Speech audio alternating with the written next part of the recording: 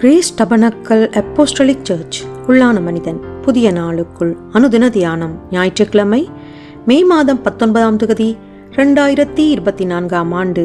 இன்றைய தியான தலைப்பு, நான் உன்னை மறப்பதில்லை. இன்றைய தியான வசனம் ஏசாயா 49ஆம் அதிகாரம் 15ஆம் வசனம். ஸ்திரீயானவள் தன் கற்பத்தின் பிள்ளைக்கு இறங்காமல் தன் பாலகனை மறப்பாளோ? அவர்கள் மறந்தாலும் நான் உன்னை மறப்பதில்லை. தியானம். எத்தனை கஷ்டங்கள், எத்தனை வேதனைகள், நான் உன்னை விட்டு விலகுவதும் இல்லை, உன்னை கைவிடுவதும் இல்லை என்று அவர் சொல்லி இருக்கிறாரே. உண்மையிலே ஆண்டவராகிய இயேசு என்னோடு இருக்கிறாரா என்று ஒரு விசுவாசியானவன் தனக்குள்ளே நொந்து கொண்டான்.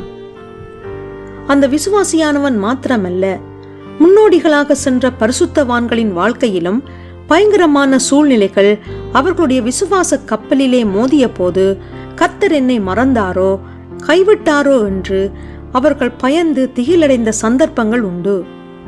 இன்றைய நாட்களிலும் விசுவாசிகளின் வாழ்க்கையை அழுத்தும் நவீனமும் நாகரிகமுமான பிரச்சனைகள் சில வேளைகளிலே அவர்களையும் கலங்கடித்து விடுகின்றது. கரை நோக்கி வருகின்ற அலைகள் அன்று எப்படி இருந்ததோ இன்றும் அப்படியே இருக்கின்றது. இன்றைய உலகின் சவால்கள் ஒருவேளை நாகரிகமானவைகளாக தோன்றலாம், ஆனால் அவைகள் எதுவுமே புதிதானவைகள் அல்ல. நாம் தேவனால் உண்டாயிருக்கிறோம் என்றும் உலகம் முழுவதும் பொல்லாங்கனுக்குள் கிடக்கிறதென்றும் அறிந்திருக்கிறோம். ஆதி முதல் அவன் வஞ்சிக்கிறவனாகவே இருக்கின்றான். அவனுடைய தந்திரங்கள் நமக்கு அறியாதவைகள் அல்லவே. எப்படியாக முன்னிருந்த உலகங்களிலே இச்சைகள் வளர்ந்து பெருகி நிறைந்திருந்தது என்பதை சற்று சிந்தித்து பாருங்கள்.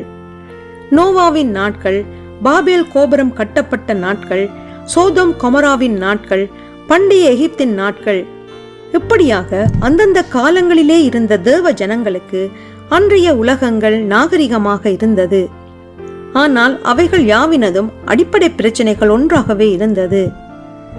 தேவனுடைய தீர்க்கதரிசியாகிய எலியா தான் ஒருவன் மாத்திரமே தேவனை சேவிக்க இருக்கிறேன் என்று நினைத்து கொண்டான். ஆனால் அவனை விட இன்னும் 7000 பேர் தேவனுக்காக வைராக்கியம் கொண்டவர்களாக இருந்தார்கள். பிரியமானவர்களே, கர்த்தர் தம்முடையவர்களை ஒருபோதும் மறந்து போகின்றவர் அல்ல. எனவே சூழ்நிலைகளைக் கண்டு மனம் பதறாமல் விசுவாசத்திலே நிலைத்திருங்கள். உலகத்தை ஜெயித்தவர் என்றும் உங்களோடு இருக்கின்றார்.